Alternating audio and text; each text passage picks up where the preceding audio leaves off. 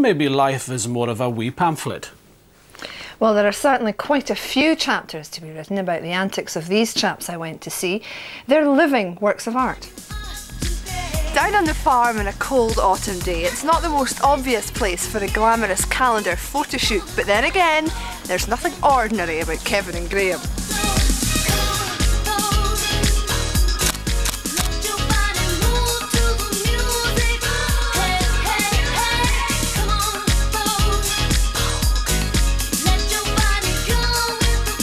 You've probably figured out that Kevin Reid and Graham Roger aren't real farmers. The pair are masters of disguise, performance artists who express their visions through different personas. Today they're in Elgin, posing for a spoof hunks calendar.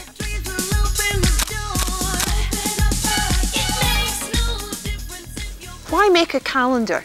Yeah, we've done a wedding project together at Grisdale Arch where there were chauffeurs for couples that were getting married, and we dressed up as sort of modern day cowboys, and we liked this whole pioneer spirit thing. But we've done it with a difference and sort of wore the Christina Aguilera chaps. But we were still sort of really macho, and we kind of liked Marlboro Man and stuff like that. A touch of Marlboro Man going on, I suppose. And that whole thing, and we'd never worn Stetsons and stuff, so we really wanted to get them.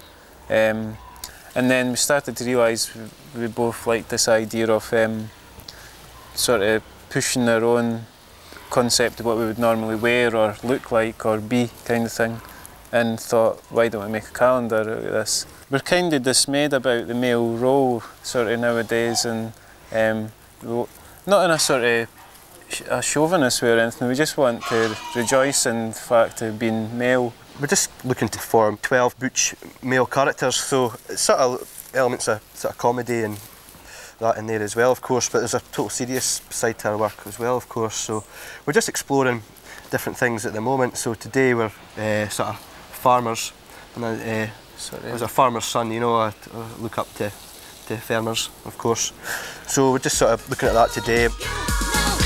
The guys met at art college, but only got together after going on tour with the Cumbrian-based Grisdale Arts Company this summer. Before that, they performed separately as two completely different characters. Kevin was Harry Butler, stuntman extraordinaire.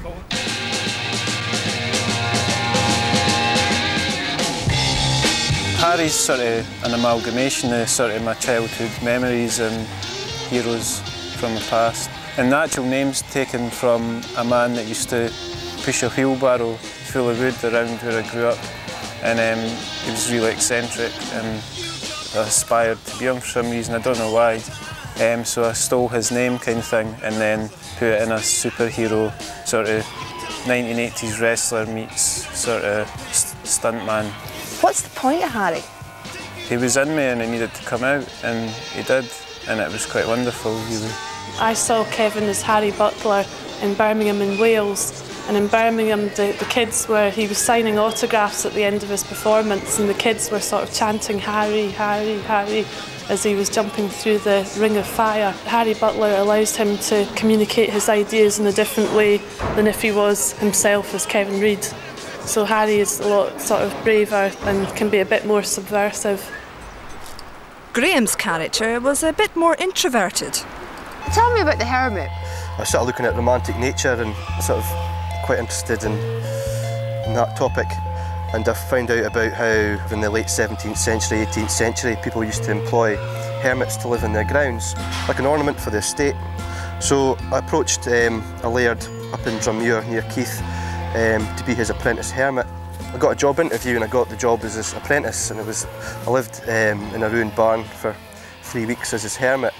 I get a contract drawn up maybe by a forestry commission or like a school group or a youth club or a laird, and I become their hermit, and eventually I always get sacked for breaking terms of contract. It's an unusual thing to do, you must admit. It's sort of looking at spirituality in a way, but at the same time it's quite a contradiction in terms, because I think we all want to be able to live that kind of lifestyle and aspire to something else, but at the same time you know, there's always contemporary life kind of drags you back, and I think the Hermit sort of explores those things. There's a freedom in their way of seeing. It's amazing. I think it's almost like there's a childlike thing as well in their work. You know, a child says they're going to be somebody and they are somebody. When anybody shows that amount of commitment, you've got to look at them. It's going to get crazier as we go on, I think. I don't doubt it for one moment. VOGUE.